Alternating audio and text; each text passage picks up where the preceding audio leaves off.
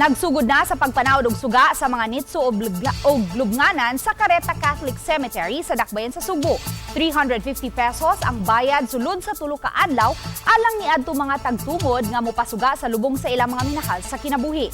Samtang mudawat usab sila og pamisa atol sa matag oras nga santos nga misa nga sugod nga sa Ulugon sa Oktubre 31 hangtod na sa Nobyembre 2. Aduna usay imontar nga mga CCTV sa sulod ug gawas sa sementeryo. Gikatakdang mudag sa mga tao sa Oktubre 29 hangtod na sa Nobyembre 2. Samtang gidili ang pagpaninda sulod sa sementeryo, hinuon tugutan sila adto sa gawas sa samang apan adunay regulation sa dapit diin sila makapaninda.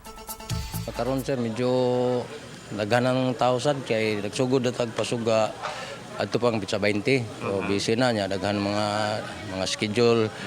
Ang sagaran karon namong gipangdawat karon mga panghabwa sa mga nakuan bitaw nga mga lawas nabukog na nga